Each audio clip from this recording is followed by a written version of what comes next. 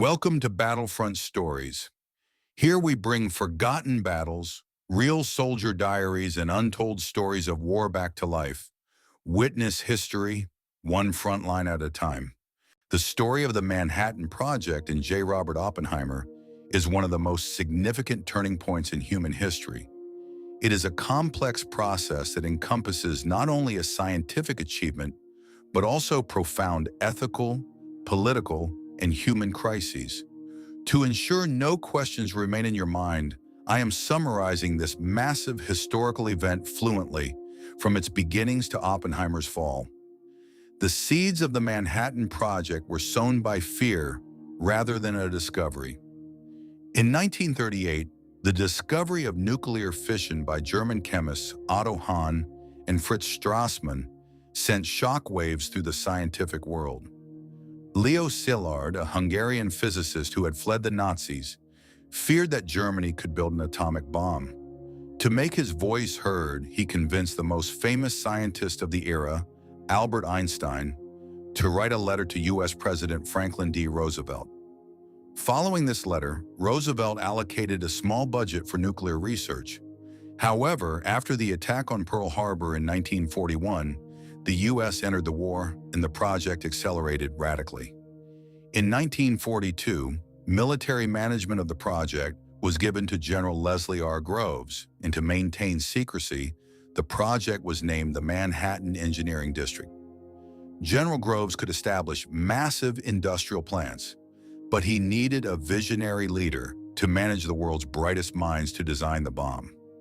J. Robert Oppenheimer, a professor of theoretical physics at the University of California, Berkeley, had no Nobel Prize, little experience in laboratory management, and past ties to leftist groups.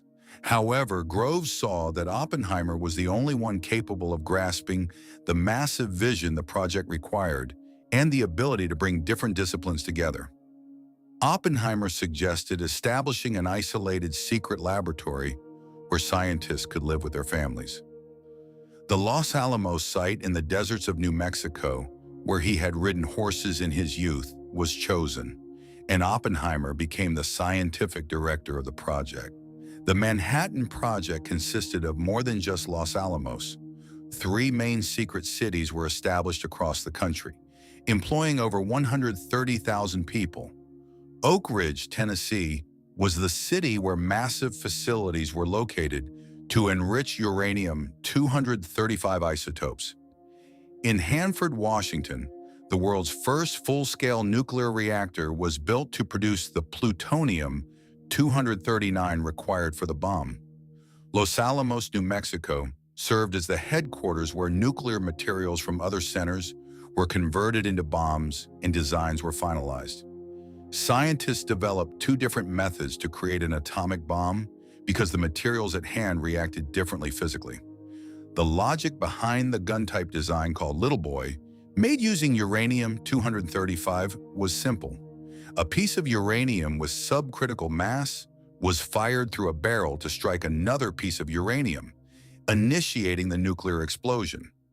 The design was so certain that it was used directly without being tested. The design called Fat Man, made using plutonium, was an implosion type. Plutonium was a much more unstable element, and in a gun-type design, the pieces would melt and vanish before striking each other. Therefore, plutonium was shaped into a sphere and surrounded by symmetrical explosive lenses. These explosives were detonated at the same millisecond, compressing the plutonium toward the center with incredible pressure and starting the nuclear reaction. Because no one was certain if the complex implosion mechanism of the plutonium bomb would work, a test was necessary. On July 16, 1945, the first atomic bomb, codenamed Trinity, was detonated in the Alamogordo Desert in New Mexico. The explosion, with a force of approximately 21 kilotons of TNT, turned night into day and turned the desert sand into glass. Watching the explosion, the famous line from the Hindu scripture Bhagavad Gita came to Oppenheimer's mind. "Now I am become death, the destroyer of worlds." At that moment, scientific triumph had been replaced by moral dread.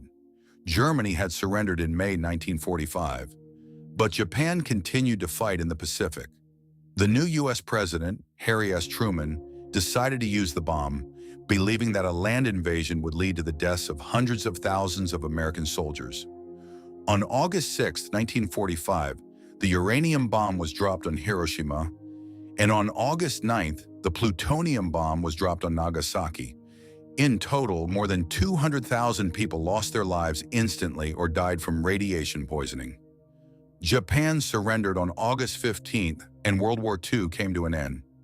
After the war, Oppenheimer became a national hero and served as the chairman of the General Advisory Committee of the Atomic Energy Commission. However, this victory did not last long.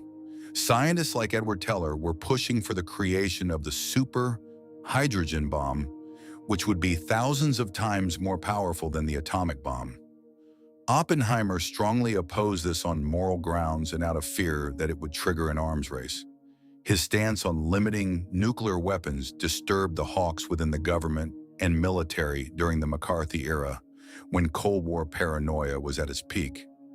In 1954, his past leftist connections and opposition to the H-bomb were used to launch a security hearing against him. Following an unfair trial, his security clearance was revoked despite his loyalty being proven, his ties with the government were severed, and his reputation was tarnished. Oppenheimer spent the rest of his life managing the Institute for Advanced Study in Princeton and passed away in 1967.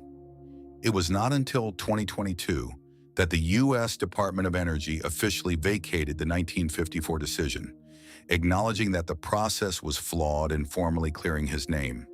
The Manhattan Project did not just push the boundaries of science. It ushered in the nuclear age, where humanity gained the capacity to destroy itself. This is just one side of the war. For more, check out Battlefront Stories and make sure to like the video and subscribe for upcoming episodes.